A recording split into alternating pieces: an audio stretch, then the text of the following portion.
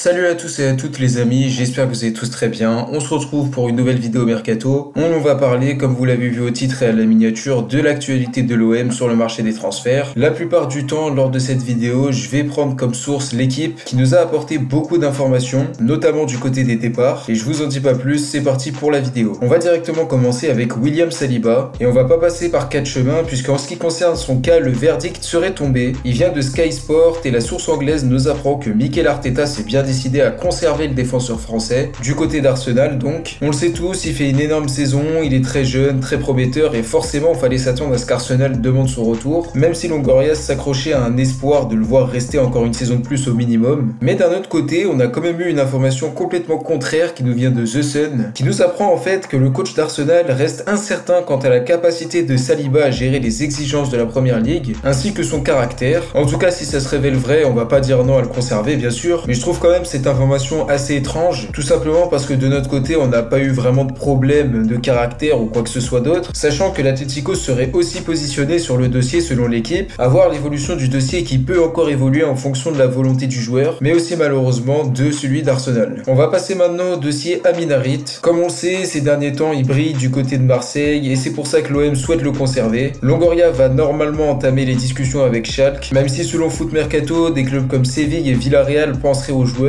Ça pourrait être pourquoi pas des concurrents assez sérieux puisqu'on sait que le style de jeu espagnol convient bien à celui d'Amin Harit. En tout cas, au vu de ses dernières performances, les chances de le voir rester ont bien augmenté. Quant à la volonté du joueur, c'est encore un petit peu flou. Il souhaite parler de tout ça en fin de saison, prendre son temps, mais sa volonté, elle, n'est pas du tout contre rester à Marseille. Il va sûrement quitter Schalke puisque le club allemand a besoin de liquidité et souhaite se débarrasser de son gros salaire même s'il remonte en Bundesliga. À voir l'évolution d'un dossier qui dépendra en grande partie de ce que veut Amin Harit, puisque comme nous l'apprend Foot Mercato, Schalke ne demandera que très peu d'argent pour se débarrasser de lui, ce qui offre donc à Pablo Longoria la possibilité financière de le conserver. On va passer maintenant à la grosse revue de presse du journal L'équipe qui nous a appris beaucoup de choses, comme dit au début de la vidéo. On a eu des informations surtout sur les éventuels départs. Le premier qu'on va traiter concerne Luis Enrique. L'ailier brésilien n'y arrive vraiment pas à Marseille depuis son arrivée, malgré toutes les promesses autour du joueur et toutes les bonnes performances qu'il a pu faire l'année dernière. Il n'a jamais réussi à réellement s'imposer. Aujourd'hui, il est complètement mis de côté, il joue presque plus, faute à un manque d'audace et de confiance sur le terrain. Il avait été proposé en prêt cet hiver, ce que j'ai trouvé intéressant, mais malheureusement ça n'a pas été fait. Le journal nous apprend carrément que l'OM souhaiterait le vendre cet été et le proposerait à certaines équipes. Une information quand même assez étonnante quand on connaît le potentiel du joueur. J'ai du mal à y croire et si jamais ça devait se faire, je pense pas que c'est vraiment une bonne idée. Il peut très bien exploser dans une autre équipe, il a un gros potentiel et même s'il n'y arrive pas ces temps-ci, son aventure olympienne est pour moi loin d'être achevée. Il est jeune, il a 20 ans, il peut encore espérer quelque chose sous le maillot olympien, sachant qu'on entendait dernièrement qu'il souhaitait s'imposer à Marseille, un peu de la même manière qu'a fait un Vinicius Junior au Real Madrid par exemple. Maintenant en ce qui concerne Camara, toujours le même journal nous apprend qu'il va très probablement quitter le club gratuitement en fin de saison, mais qu'il souhaiterait au moins partir dans de bonnes conditions sportives, donc en l'occurrence en qualifiant l'OM en Ligue des Champions. Il serait déjà à l'heure actuelle en train de discuter avec des grands clubs européens, et on va pas se mentir, c'est vraiment pas impossible que cette information soit réelle, surtout quand on voit le peu de mouvement qu'il y a autour de ce dossier et qui pourrait laisser présager un abandon du président marseillais Pablo Longoria. Toujours en ce qui concerne le dossier de Camara, Calcio Mercato nous a quand même donné deux noms pour remplacer le minot marseillais. On avait entendu celui de Danilo, le brésilien évoluant à Palmeiras. Maintenant c'est au tour de Timothy Bakayoko et de Rane Krunic, les deux milieux de terrain de l'AC Milan. Pour l'instant ça va pas plus loin que ça, à voir l'évolution de ces deux dossiers. On va passer maintenant à la situation de Valentin Rongier. Comme on le sait, il réalise une très belle saison de notre côté, devenu titulaire indiscutable alors que de base, rappelez-vous, il devait être la doublure de Matteo Guendouzi. Il attire les regards forcément et l'OM s'attendrait selon l'équipe à beaucoup d'offres cet été, mais selon la même source, le joueur souhaiterait lui rester et s'imposer dans la durée à l'OM. Il trouve ses situations sportives et financières plutôt confortables et il serait même pressenti pour devenir capitaine de l'équipe à l'avenir, ce qui montre que le club lui fait confiance à juste titre. Après en ce qui concerne les hypothétiques départs, mais qui sont loin d'être actés, l'équipe nous apprend que des joueurs comme Mandanda, Milik, Lirola et Dieng pourraient partir, ça dépendra en grande partie des offres. Ce qui est sûr, c'est que si jamais le club venait à participer en Ligue des Champions, Pablo Longoria ne souhaite pas être inactif sur le mercato et voudra bien sûr renforcer l'équipe, ce qui passe logiquement par des départs. Et justement, en parlant de nouveaux renforts, on va passer maintenant à la première nouvelle piste concrète, qui est celle de Thomas Lemar. C'est Todo Firajes qui nous apprend que l'OM serait intéressé par son profil. Lyon et Monaco seraient aussi sur le dossier pour un joueur qui vit une saison plutôt correcte avec 4 buts et 6 passes décisives en 34 apparitions, mais qui a du mal Arsenal, depuis son arrivée, a confirmé les attentes placées en lui. Il a quand même coûté 72 millions d'euros, mais n'a vraiment pas satisfait grandement son coach Diego Simeone. Les médias espagnols nous apprennent que c'est un petit peu limite pour participer à la Coupe du Monde 2022 de son côté. L'hypothèse d'un départ prend donc forme pour un joueur qui voit son contrat se terminer en juin 2023. Raison de plus pour croire à un miracle de Pablo Longoria, qui paraît quand même très compliqué. Et enfin, on va parler de la dernière nouvelle piste menant à Arturo Vidal. Comme on le sait, le nom du Chilien revient beaucoup du côté de l'OM depuis un an déjà. Faut dire que son profil plaît sûrement à Sampaoli, qui l'a eu sous ses ordres avec le Chili. Son contrat se termine en juin, il peut donc venir gratuitement de notre côté. Mais le gros problème de ce dossier, ça reste le salaire. Mais malgré ça, le journal Le Disport nous avait appris que l'OM avait déjà formulé une offre en mars pour se l'arracher. On imagine que le salaire proposé était inférieur aux 6-7 millions qu'il gagne du côté de l'Inter. Une source nommée Kobe OM va plus loin en nous apprenant qu'un accord verbal aurait été trouvé entre les deux parties. À voir l'évolution du dossier qui semble quand même très compliqué sur le plan financier, sachant que j'ai pas vraiment d'informations sur la fiabilité de la source qui nous apprend l'accord, et que l'âge et le salaire du joueur me paraissent quand même compliqués à assumer pour nous. Donc voilà les amis, c'est déjà la fin de cette vidéo. N'hésitez pas à me dire si elle vous a plu, donnez-moi votre avis en commentaire, n'hésitez pas à vous exprimer, donnez-moi votre avis aussi sur les pistes dont on a parlé. On se retrouve en tout cas très vite pour une prochaine vidéo. D'ici là, prenez soin de vous, c'était Kalash, ciao à tous.